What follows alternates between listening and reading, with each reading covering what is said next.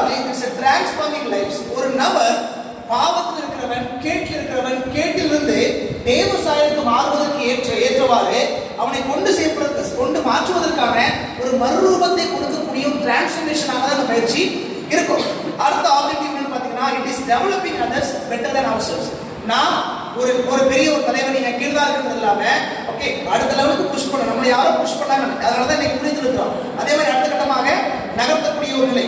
அதுக்கப்புறமாக இது வந்து இயேசுடைய பிரதான கட்டளையா இருக்கக்கூடிய கிரேட் கமிஷனையும் புதிய ஏற்பாட்டில் பேதுரு பயன்படுத்தின பயிற்சி முறையையும் ஓகே செயல்படுத்துவதற்கு நிறைவேற்றுவதற்கு நமக்கு அது உதவி செய்கிறது. கடைசியாக திருச்சபைகளை பெருக்கத்திற்கு நேராக கொண்டு சென்று அதை சஸ்டெயின் பண்ண வைக்கிறது.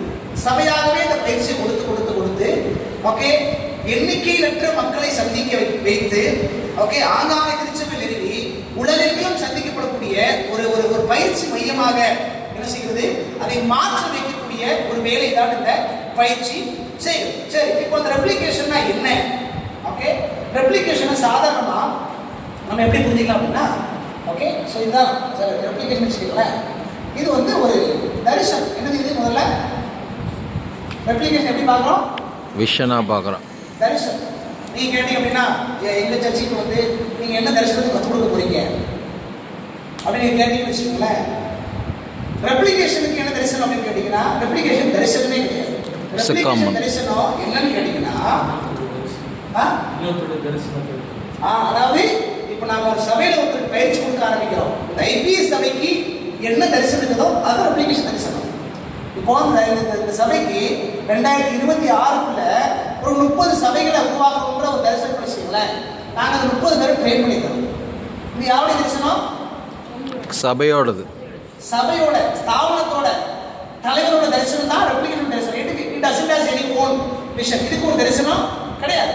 ஏதோ வந்து சொல்லி நாங்கள் இதெல்லாம் இப்படிலாம் பண்ணுங்க வைங்கன்னு சொல்லி சொல்றதுக்கான ஒரு இடம் கிடையாது. சபைக்கு என்ன தரிசனமோ அந்த தரிசன நிறைவேக மக்களை உருவாக்கக்கூடிய பயிற்சி தான் ஆக்சுவலி இந்த பயிற்சி.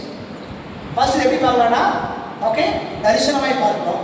ரெண்டாவது இது எப்படி பார்க்கிறோம் அப்படின்னா it's purely a training, skill training.